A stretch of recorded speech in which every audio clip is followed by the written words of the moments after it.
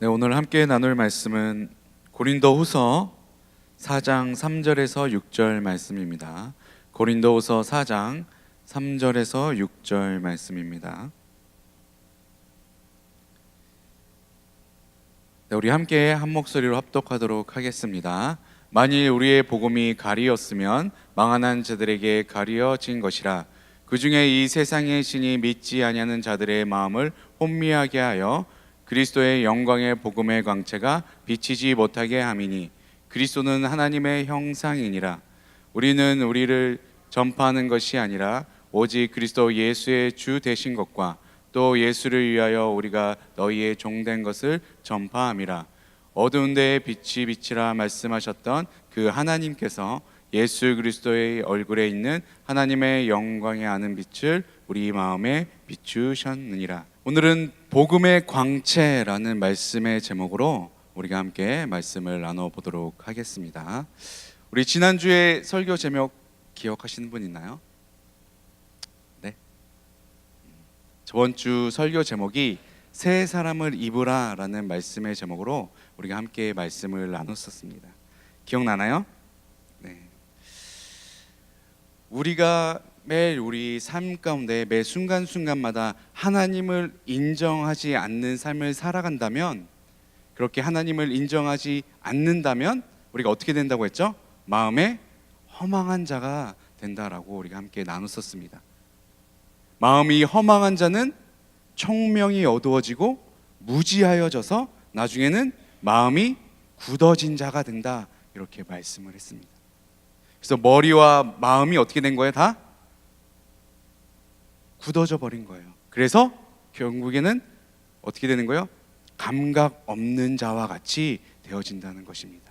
이 감각 없는 자는 세상을 어떻게 살아간다고 말씀드렸습니까?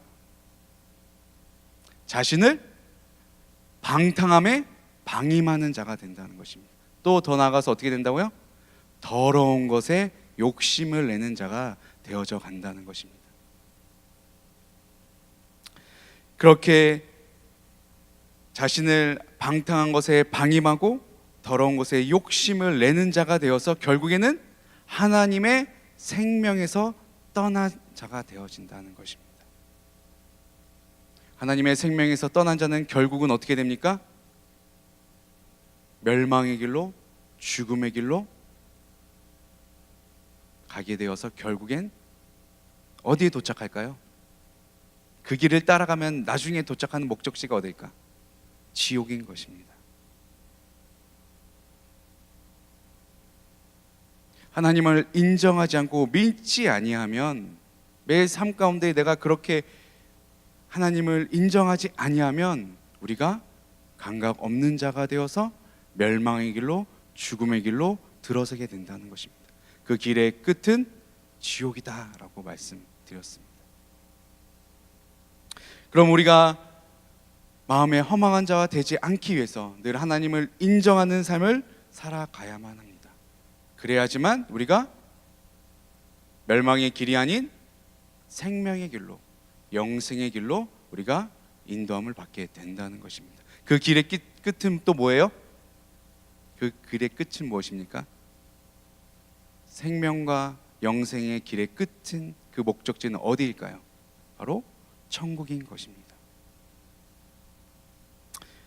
여기에 계신 우리 사랑하는 여러분들은 전부 다 하나님을 인정하시는 여러분들이 되시길 바랍니다. 아멘. 하나님을 인정하는 자, 그 하나님을 인정하는 자는 삶 가운데 어떻게 살아가야 된다고 말씀드렸습니까? 예수 그리스도의 가르침을 받는 자들이 되어야 된다. 예수 그리스도와 같이 십자가로 죽고 사는 자들이 되어야 된다는 것입니다. 그렇게 예수 그리스도로 말미암아 우리가 거듭나서 생명, 영생을 얻게 되어진다는 것입니다. 그렇게 거듭난 우리는, 다시 태어난 우리는, 본 어게인된, 중생된 우리는 옛사람을 벗어버려야 된다고 말씀드렸습니다.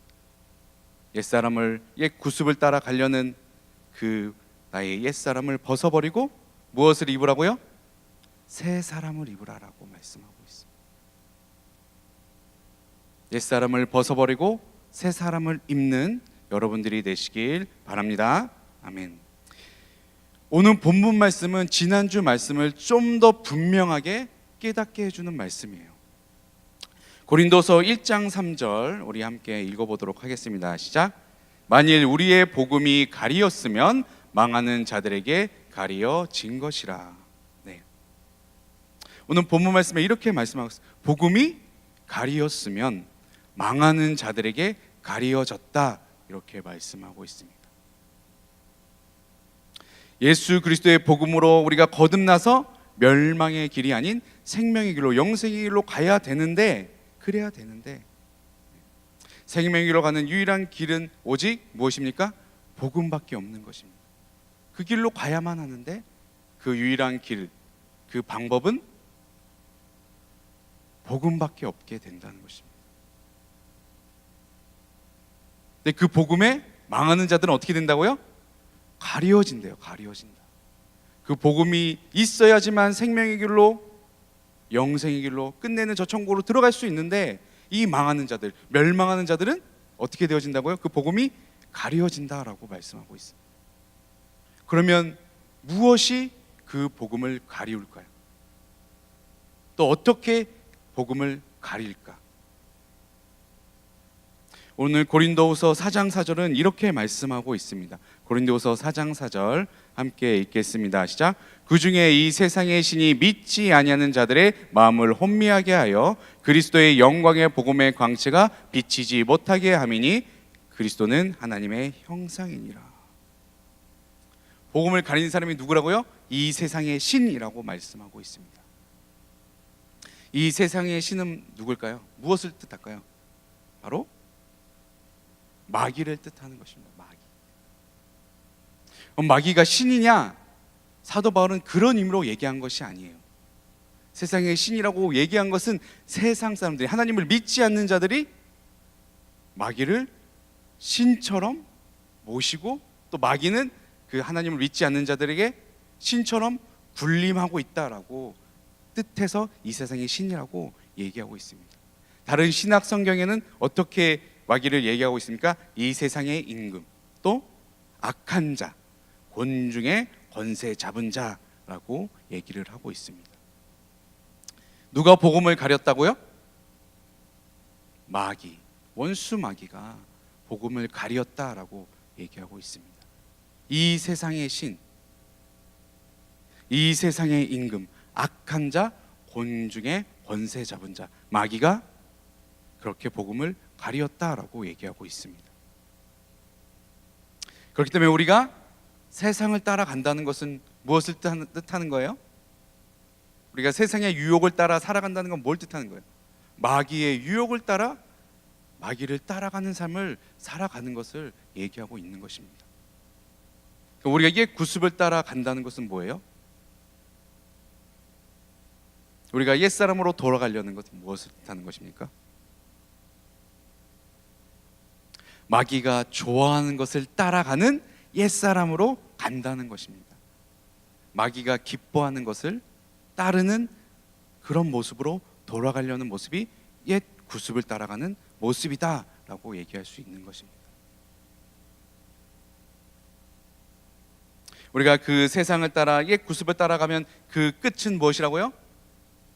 지옥인 것입니다. 왜 지옥이죠? 왜 지옥입니까? 그 끝이? 마귀가 어디에 있어요? 지옥에 있잖아요. 우리가 마귀를 따라갔으니 당연히 마귀가 사는 지옥에 가는 것입니다. 그럼 마귀는 어떠한 방법으로 망하는 자가 되게 할까? 그 방법이 뭘까? 그 방법을 알아야 우리가 그 방법대로 살아가지 않잖아요. 고린도후서 4장 4절 좀 전에 읽은 말씀에 그 후반절에 이렇게 얘기하고 있어요. 그 중에 이 세상의 신이 믿지 아니하는 자들의 마음을 혼미하게 하여 그리스도의 영광의 복음의 광채가 비치지 못하게 함이니 그리스도는 하나님의 형상이니라. 원수 마귀는 어떻게 한다고요? 복음을 믿지 못하게 하기 위해서 어떻게 한다고요? 마음을 혼미하게 한다라고 얘기하고 있습니다. 마음을 혼미하게 한대요. 그럼 이 헬라어 원어에서 이 혼미란 뜻이 무엇일까요? 이 혼미란 뜻이 무엇이냐면 시각 장애인 있죠. 시각 장애인. 이 단어에서 파생된 단어예요. 그래서 눈이 멀었다는 의미입니다. 마음을 혼미하겠다. 눈이 멀겠다는 거예요. 그럼 육체적으로 보는 그 눈이 멀었다는 것이 아니라 마음이 눈이 멀었다는 것이, 마음의 눈이 멀었다는 거예요. 우리는 이것을 무엇이라고 얘기하죠? 영적인 눈이 닫혔다. 영안을 닫혀버리게 한다는 것입니다. 영안을 닫혀서 그리스도 영광의 복음의 광채를 보지 못하게 한다는 것입니다. 여러분들 복음의 광채를 본 적이 있어요? 실제 이 육체의 눈으로 본 적이 있습니까? 본 적 있는 사람? 아무도 없잖아요. 하지만 우리는 영안이 영적인 존재이기 때문에, 또 예수 그리스도를 믿었기 때문에 이 영안이 열려서 예수 그리스도의 복음의 영광의 광채를 보는 자들이 되게 되어졌다는 것입니다. 그 사실을 믿으시나요? 아멘. 그 복음의 영광의 광채를 믿기 때문에 여러분들이 예수 그리스도의 사명을 감당하는 자들이 되게 된다는 것입니다. 그게 영안이 열렸다는 것입니다. 제가 설교할 때나 이 새신자 교육을 할 때 이것을 되게 많이 느껴요. 이 영안이 닫히고 안 닫힌 자들, 이것을 설교할 때나 새신자 교육을 할 때 정말 많이 느낍니다. 진짜 이 영안이 닫힌 자들, 마음의 문이 닫힌 자들은 진짜 복음을 쉽게 받아들이질 않아요. 이미 원수마귀가 그 마음을 잡고 있고 눈을 멀게 하기 때문에 쉽게 받아들이진 않습니다. 특히 영적 세계를 믿질 않아요. 영적 세계를 믿지 않아요. 눈에 보이지 않는 것들을 믿지 않습니다. 영혼에 대해서, 천국에 대해서 절대 믿으려고 하지 않아요. 근데 세상적인 단어로 바꾸면 있다고 믿어요. 영혼이 무엇입니까? 우리 마음과 생각이잖아요. 마음과 생각이 보입니까? 보여요? 보이지 않아요. 하지만 인간이라면, 세상의 사람, 이 지각이 있다면 다 마음과 생각이 있다는 것을 믿잖아요. 안 믿는 사람 있으면 나와보라 그래요. 아무도 없어요. 다 믿는다고요. 그거는 하나님을 믿건 믿지 않건. 왜냐하면 인간은 하나님께서 지으실 때 영혼 육으로 지었기 때문에, 이 육체를 지으시고 그의 생기를 불어넣으심으로 생명이 되었기 때문에, 그 안에 영혼을 불어넣으셨기 때문에 영혼 육으로 지으신 것입니다. 근데 그것을 믿지 않아요. 되게 답답해요. 자, 마음에 생각이 있는 것을 믿으시죠? 네. 영혼이 있는 것을 믿습니까? 아니요. 그게 같은 말이에요. 같은, 이 혼이란 뜻이 마음과 생각입니다. 영혼이 있는 걸 믿으시죠? 아니요. 아니, 단어가 다른 단어라서 같은 의미를 갖고 있는 것도 있잖아요. 그렇게 얘기해도 믿질 않아요. 이 마음의 문이 어떻게 된 거예요? 영안이 완전히 닫혀버린 사람. 보이지 않는 공기, 그죠? 의지, 꿈, 미래 보입니까? 보이지 않아요. 하지만 그것들이 사람을 살게 하고 또 그 사람의 삶을 결정하잖아요.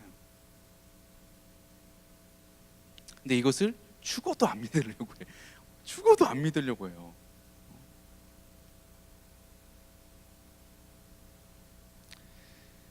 당연히 보이지 않는 것, 영적인 것을 믿지 않으니 보이지 아니하시는 하나님, 예수님을 믿는다는 것은 정말 기적이죠. 못 믿어요. 믿지를 못합니다. 사랑하는 여러분들은 마음이 혼미한 자가 되지 마시길 바랍니다. 우리는 다 믿어요. 영적 세계가 있는 것을 믿고 보이지 아니하시는 하나님과 예수님이 있는 것을 믿습니다. 하지만 그것을 믿었던 자들도 세상을 따라, 마귀를 따라 세상에 나아가면, 그것을 가장 우선시하면 어떻게 됩니까? 나중에는 있는 것 같기도 하고 없는 것 같기도 하고, 좀 더 지나면 어떻게 됩니까? 나는 안 믿어. 옛날에 믿었었는데 지금은 안 믿어. 이렇게 되어진다는 것입니다. 그게 마귀의 전략이에요. 그게 마귀가 마음을 혼미하게 하는 것입니다. 영안을 닫아버리는 거예요. 영적인 세계를 닫아버리는 것입니다. 그러니 그런 자들은 믿음이 점점점 약해지고 또 말씀을 들어도 말씀이 심령 가운데 전혀 변화를 주지 않아요. 전혀 변화를 주지 않아요. 이 굳어진 마음이 전혀 부드러운 마음으로 변해질 가능성이 1도 없게 되어진다는 것입니다. 우리는 이 사실을 믿어야 됩니다. 어떤 사실이요? 마귀가 우리의 마음을 혼미하게 한다는 사실. 이것을 알아야 우리가 늘 영적으로 깨어 있게 되어진다는 것입니다. 로마서 11장 7절은 이렇게 말씀하고 있어요. 그런즉 어떠하냐? 이스라엘이 구하는 그것을 얻지 못하고 오직 택하심을 입은 자가 얻었고 그 남은 자들은 우둔하여 졌느니라. 이게 무슨 말이에요? 이스라엘 백성들, 유대인들 중에 택하심을 받은 자도 있으나 택하심을 받지 못한 자도 있다는 거예요. 어떻게 되어져서? 우둔하여져서. 무엇이 우둔해진 거예요? 심령이. 이 심령, 이 마음이 혼미해졌다는 뜻입니다. 우둔해졌다는 것입니다. 유대인들은 어떤 사람이에요? 하나님으로부터 선택받은 백성이라 칭함을 받는 자들이에요. 하나님의 백성이라 칭함을 받는 자들인데 그들도 택함을 받는 자들이 있고 택함을 받지 못한 자가 있다라고 기록되어져 있습니다. 그럼 왜 하나님의 백성이라 칭함을 받았는데 택함을 받지 못했을까? 로마서 11장 8절은 이렇게 말씀하고 있습니다. 우리 함께 읽어보도록 하겠습니다. 시작. 기록된 바 하나님이 오늘까지 그들에게 혼미한 심령과 보지 못할 눈과 듣지 못할 귀를 주셨다 함과 같으니라. 왜 그렇게 되어졌다고요? 왜 유대인이 아직도 예수 그리스도를 메시아라고 인정하지 않고 있죠? 혼미한 심령 때문에. 보았으나 보지 못한 눈이 되었고 예수 그리스도의 음성을 들었으나 듣지 못한 자가 되었다는 거예요. 그러니 예수 그리스도를 십자가에 못 박은 자들이 된 것입니다. 그러니까 지금도 인정하고 싶지 않은 것입니다. 예수님께서 심령이 혼미한 자들의 특징에 대해서 아주 잘 설명하신 말씀 본문이 있습니다. 침례 요한이 헤롯에 의해서 옥에 갇혔어요. 침례 요한이 다 누군지 아시죠? 침례 요한이 어떤 사람입니까? 세례 요한이 어떤 사람이에요? 네, 어떤 사람이에요? 여러분 다 잘 아시잖아요. 왜 세례 요한, 침례 요한이라는 칭호를 받았습니까? 예수님께 침례를 베푼 자이기 때문에. 침례 요한이 예수 그리스도께 침례를 베풀었을 때에 어떻게 되었습니까? 하늘 문이 열리고 성령이 비둘기와 같이 내렸잖아요. 그것을 침례 요한이 봤을까요? 못 봤을까요? 침례 요한이 당연히 봤죠. 그때 들린 하나님의 음성까지 들은 자가 누굽니까? 침례 요한입니다. 또 침례 요한은 어떤 자입니까? 주의 길을 예비한 자였습니다. 주의 길을 예비하라. 주의 길을 예비한 자. 또 어떤 자입니까? 예수님께서 직접 이 침례 요한에서 이렇게 말씀하셨어요. 여자가 낳은 자 중에 가장 큰 자라. 앞으로도 이 사람보다 큰 자는 없을 것이다 라고 높여준 사람이에요. 그게 침례 요한입니다. 또 예수님의 친척이었죠. 6개월 먼저 낳죠. 뭐 어찌 되었건 그렇게 대단한 사람이 대단한 사람. 이 대단한 사람이 옥에 갇혔어요. 그리고 나서 자기를 따르던 제자들에게 예수님께 가서 이런 질문을 해 달라라고 부탁을 합니다. 어떤 질문이었냐면 오실 그이가 당신이니까. 이게 뭘 뜻하는 거예요? 정말 당신이 메시아이십니까? 정말 당신이 이 이스라엘의 구원자가 되십니까? 완전 엉뚱한 소리를 하고 있는 거예요. 침례 요한은 성령이 비둘같이 내려오는 것을 받고 하나님의 음성을 들은 자였는데, 하나님이 직접 나의 사랑하는 아들이다 라고 하시는 음성을 들은 자였는데, 옥에 갇히자 어떻게 됐어요? 지금 당신이 메시아이십니까? 구원자이십니까? 정말요? 이렇게 질문을 했다는 거예요. 왜 그랬을까요? 심레온이 왜 그랬을까? 그 누구보다 대단한 자가, 그 누구보다 예수 그리스도를 가장 옆에 많이 보고 하나님의 음성까지 들었던 그 자가 왜 그랬을까요? 자신이 생각했던 메시아의 모습과 그 당시에 유대인들이 생각했던 메시아의 모습과 틀렸기 때문이에요. 자신들이 생각했던 메시아는 이 땅에 오셔서 자신들을 괴롭히는 자들을 심판하시고 이스라엘을 실제적으로 회복시켜 주실 분, 실제적으로 다윗의 왕국을 다시 회복시키고 재현시켜 주실 분, 이렇게 자기들이 정한 거예요. 그러니까 침례 요한도 옥에 갇히니까 다시 그게 궁금증이 생긴 거예요. 자기가 옥에 갇혀 있는 동안 자기를 꺼내주지도 않고 돌아가는 바깥의 상황을 제자들에게 들으니 계속 가난한 자들을 뭐하고 있어요? 도우시고 구원시키고 있는 거예요. 자기들은 나 몰라라 하고 있는 거예요. 자신의 기준으로 예수 그리스도의 일하심과 사역하심을 본 것입니다. 그렇게 되어지니까 어떻게 됩니까? 마음이 혼미한 자가 되어서, 심령이 혼미한 자가 되어서 주님이 나의 구원자가 맞습니까? 라고 질문했다는 것입니다. 우리가 이 부분을 우리가 잘 생각하고 있어야 돼요. 우리도 지금은 예수 그리스도가 나의 구주라고 분명히 고백하지만 우리의 기준과 우리의 상황을 따라 우리가 신앙생활을 하여 간다면 어떻게 됩니까? 정말 예수님이 나의 구원자이실까? 정말 예수님은 계신 것일까? 하나님은 계신 것일까? 아까 멸망의 길로 가는 자들의 똑같은 모습을 하게 된다는 것입니다.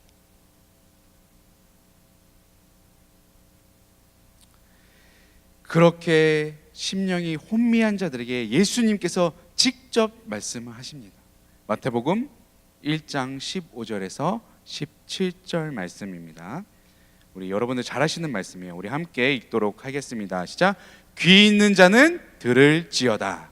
이 세상을 무엇으로 비유할까? 비유하건대 아이들이 장터에 앉아 제 동물을 불러 이르되 우리가 너희를 향하여 피리를 불어도 너희가 춤추지 않고 우리가 슬피 울어도 너희가 가슴을 치지 아니하였다 함과 같도다. 아멘. 그 당시에 피리는 언제 부냐면 결혼식 때 가장 기쁠 때 피리를 붑니다.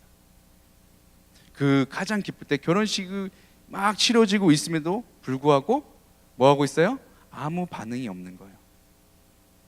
그리고 완전 극단적으로 반대적으로 장례식 때 모두가 슬피 울고 있는데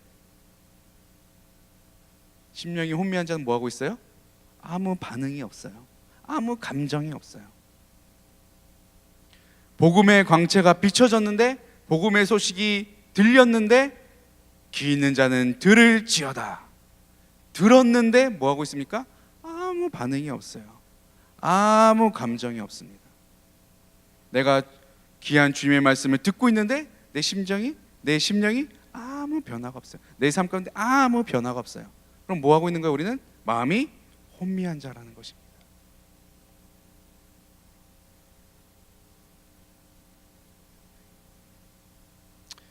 예수님께서 마태복음 11장 7절과 12절에 다시 한번 이렇게 말씀을 하십니다. 그들이 떠나매 예수께서 우리에게 요한에 대하여 말씀하시되 너희가 무엇을 보려고 광야에 나갔더냐? 바람에 흔들리는 갈대냐? 세례 요한의 때부터 지금까지 천국은 침노를 당하나니 침노하는 자는 빼앗느니라. 아멘. 마음이 혼미하게 되면 어떻게 됩니까? 바람에 흔들리는 갈대가 된다는 것입니다. 우리의 믿음이 사정없이 조금만 바람 불어도 어떻게 돼요? 막 사정없이 흔들리게 된다는 것입니다. 예수님이 침례 요한에게 아주 그냥 송곳을 찌르는 말씀을 하신 거예요. 너가 지금 바람에 흔들리는 갈대냐? 너의 믿음이 이렇게까지 흔들리고 있냐? 라고 책망하신 것입니다. 침례 요한이 이 세상에서 여자가 낳은 자 중에 가장 큰 자지만 저 천국에서는 가장 작은 자니라. 그러므로 천국은 침노하는 자의 것이니라 라고 말씀을 하고 계신 것입니다. 사랑하는 여러분들은 천국을 침노하는 자들이 되시길 바랍니다. 침노는 뭐예요? 전쟁에서 쳐들어가서 점령을 해야 되는 곳이에요. 대충 했다면 어떻게 돼요? 내가 죽는 거예요. 대충 했다면 내가 죽는 거예요. 마귀의 화살에 내가 믿음의 방패가 없으면 어떻게 됩니까? 그 불화살을 맞고 죽는 거예요. 지옥의 길로 떨어지는 것입니다. 우린 반드시 믿음의 방패를 가지고 우리의 믿음을 지켜, 흔들리지 않는 믿음을 지켜 천국을 침노하는 자들이 되어야 된다는 것입니다. 근데 저 오늘 예상했어요.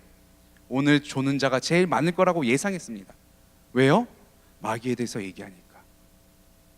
제가 마귀에 대해서 얘기할 것을 제가 오늘 마귀에 대해서 많은 것을 얘기할 것을 제가 알고 있으니까 오늘 예상했어요. 오늘 100% 평소보다 조는 사람 많을 것이다. 아니나 다를까 아주 마귀가 푹 재우고 계세요. 지금 아주 잘 주무고 계세요. 천국은 침노하는 자의 것입니다. 마귀를 이기는 자의 것이란 말입니다. 마귀는 계속 나의 마음과 생각을 혼미하게 하고자 계속 우는 사자와 같이 달려든다고 말씀하고 있잖아요. 우리가 정신 차려야 된다는 것입니다. 그러면 천국을 침노하는 자들은 어떤 사람이냐? 마귀의 이 유혹에 흔들리지 아니하고 예수 그리스도의 복음의 광채를 어떻게 해요? 내 마음 가운데 비출 때 그것을 광채를 받고 그 광채를 다시 비추는 자가 되어진다는 것입니다.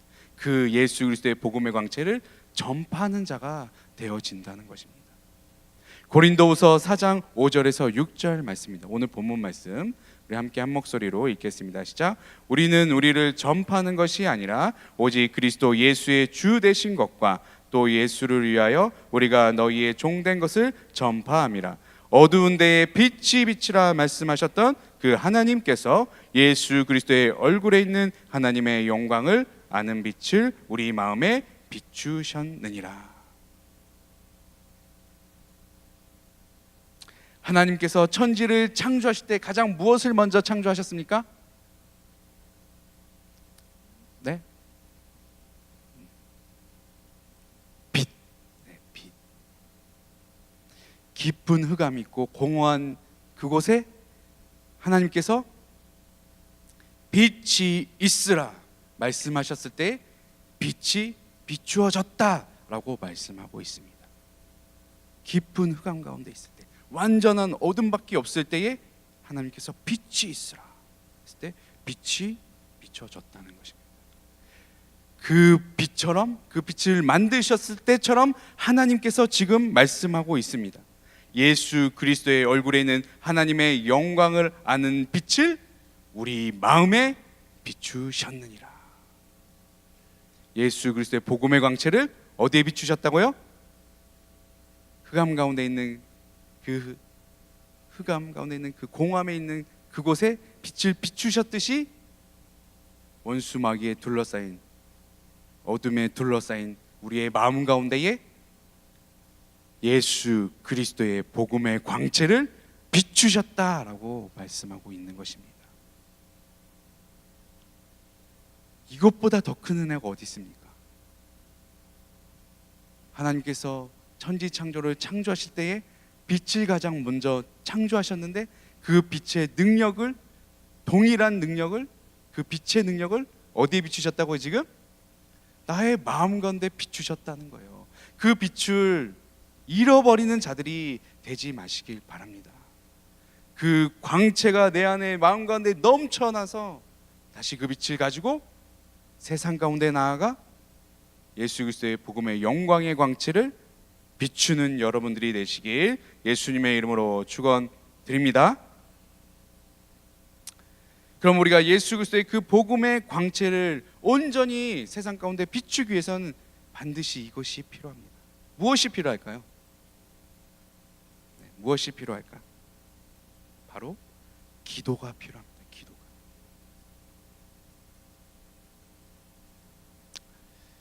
예수님께서 말씀하십니다. 제자들에게 말씀하세요. 승천하시기 전에 가장 마지막에 하신 말씀이 무엇입니까?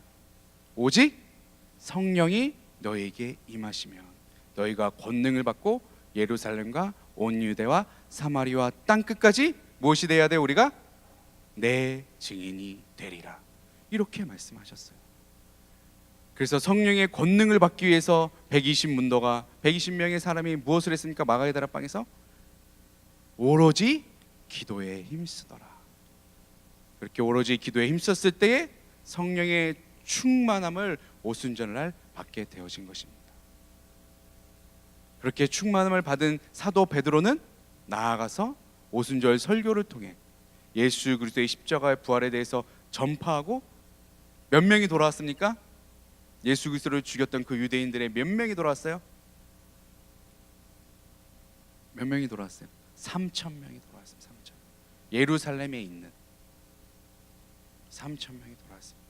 또 기도하러 솔로몬 행각으로 올라갈 때 성전으로 올라가서 솔로몬 행각에서 예수 그리스도의 이름으로 난전병이를 일으킨 후에 어떻게 했습니까? 복음을 전파하고 몇 명이 돌아왔습니까? 이번에는 5,000명이 돌아왔어요. 5,000명. 무려 8,000명이 돌아오는 역사가 있게 된 것입니다.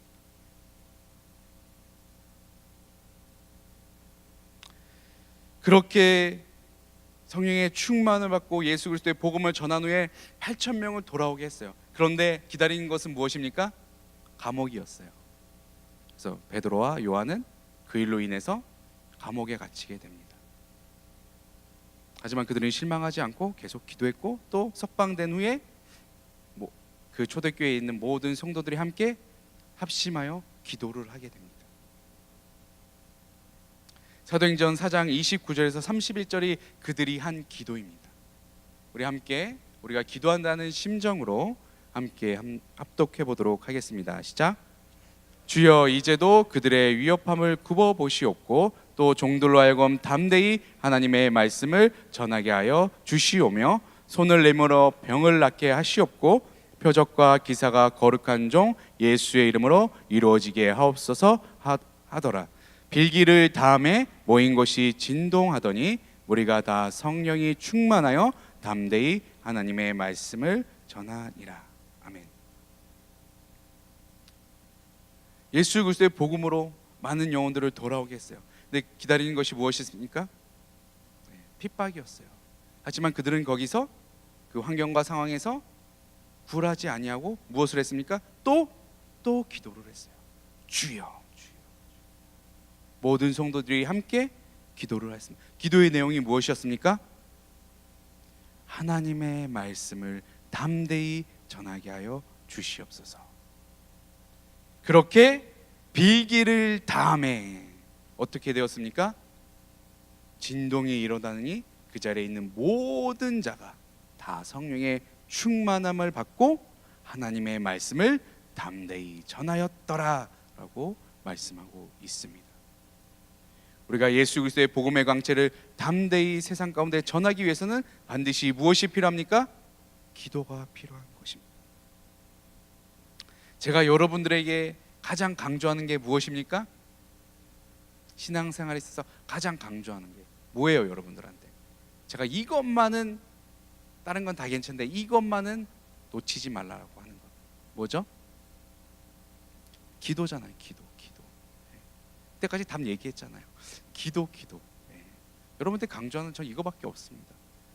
특히 리더들한테는 강조하는 게 전 이거밖에 없어요. 그래서 지금까지 우리가 기도회, 평일 기도회, 화요 기도회도 놓지 않고 있고 또 목요 새벽 기도회도 놓지 않는 이유가 그거예요. 기도. 제가 지난주에 어디 갔죠? 예배 마치고 오살리 기도원에 올라갔죠. 가서 뭐 했죠? 가서 뭐 했어요? 아유, 감사합니다. 네. 기도라고 얘기해 주셔서 감사해요. 저는 오리고기 얘기 나올까봐 지금 긴장하고 있었어요. 지금까지 기도라고 답을 계속 얘기하고 있었는데 혹여나 오리고기가 너무 맛있었습니다라고 얘기할까봐 기도를 했어요. 어떻게 기도를 했습니까, 여러분들? 정말 간절하게 부르짖으며 3시간에 걸쳐서 여러분들이 기도를 했습니다.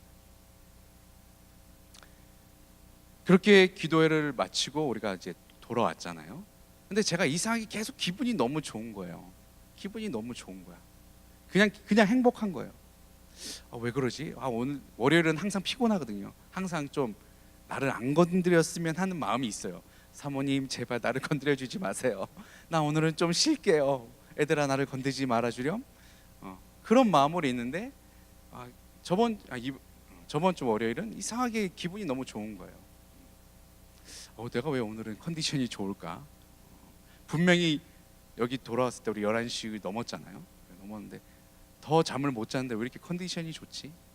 라고 분석해 보니까 생각해 보니까 분석까지는 아니고 생각해 보니까 여러분들이 정말 열심을 다해서 기도하고 성령의 충만함을 받는 모습이 그 모습을 보고 나니까 제가 행복했던 거예요. 너무 행복했던 거예요. 왜 여러분들이 충만한 모습을 보면 제가 왜 행복할까요? 왜 여러분들이 기도하는 모습을 보면 제가 왜 행복할까? 네? 그게 교역자의 사명이고 교역자가 존재하는 이유이기 때문에 그래요. 제가 여기에 서 있는 이유는 여러분과 함께하는 이유 그거밖에 없습니다. 여러분들을 성령 충만하게 하여 예수 그리스도의 복음의 광채를 비추는 자들이 되게 하기 위해서 제가 여기 있는 것이기 때문에